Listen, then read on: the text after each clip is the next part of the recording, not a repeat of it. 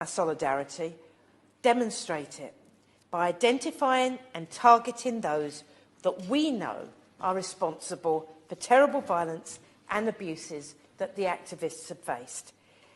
The least we should do is to make sure that those who have murdered Nigerians and deprived them of their human rights aren't able to benefit from trade or travel to the UK.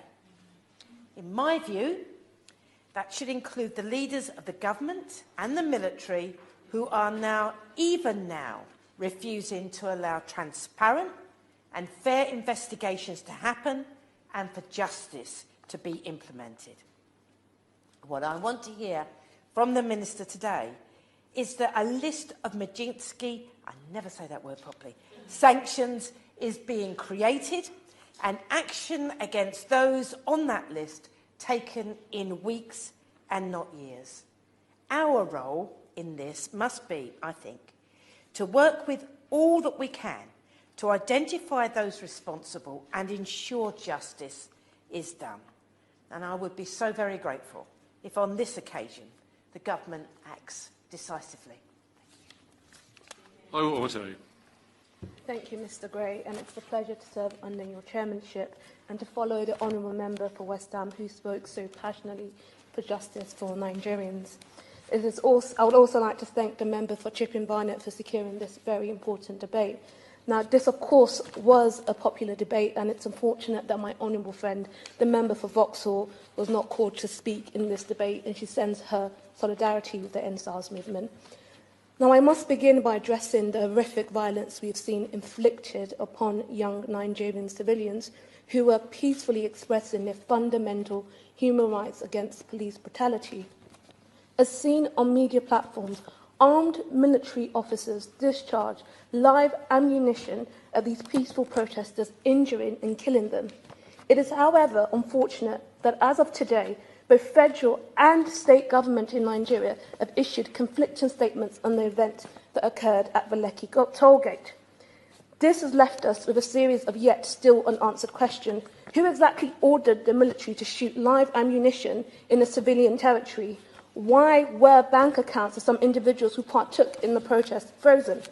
Mr Chairman, if a democratic country deprives its people of their aspiration, livelihoods and voices, strips its people from their loved ones, forces them into hiding and instills fear of retribution through violent attack on free speech, then that country can only be a dictatorship disguised as a democracy. Is Nigeria a dictatorship? Now, having now asked this question, I leave the Nigerian public to decide that for themselves.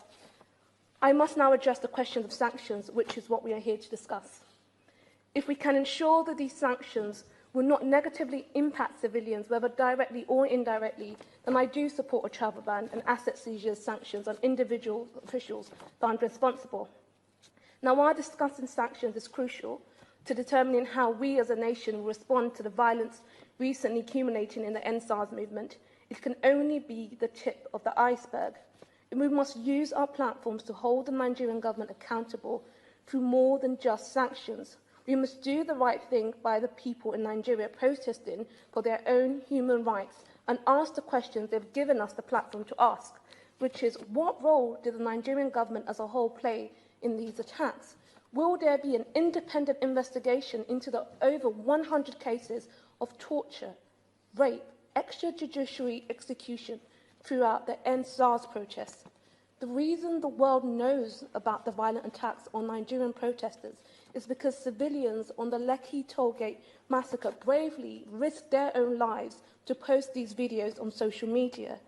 Only a few Nigerian news outlets even reported these stories, and they were all subsequently fined before the Nigerian government denied the attack's existence and began silencing reporters. Agencies and individuals have since blamed one another. No one seems to be taking the responsibility. Nigerian civilians risked everything to give themselves a voice, and that they used to expose the atrocities inflicted upon them. And today, 4,000 miles away, the Nigerian government is strangling that voice with a proposed social media censorship bill. We must demand transparency of what is happening to civilians and amplify that news using our platform. We must continue to seek clarity on what happened on October the 20th, when power was cut from the Lekki tollgate and SARS police forces began spraying protesters gathering there with bullets. Now, I'm sure that many of us have seen the footage of peaceful protesters linked armed in arms, singing the Nigerian anthem as they were indiscriminately gunned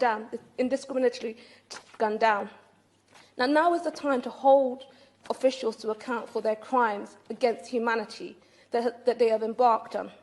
So I call for an impartial human investigation into these human rights violence and to begin a process to secure justice for victims and their family. As we try to make sense of the incidents, we must ask uncomfortable questions of ourselves. I'm referring to the fact that British officials trained SARS police squad from 2016 up until this year, 2020, and they also trained the Nigerian army. Now, I have to ask, what did this training actually entail? Could it have prevented escalation of this kind? Now, standing here as a proud British Nigerian, I implore the Minister and colleagues across the House to pursue answers to these questions and do what it can to facilitate Nigerians' fight for freedom. Thank you.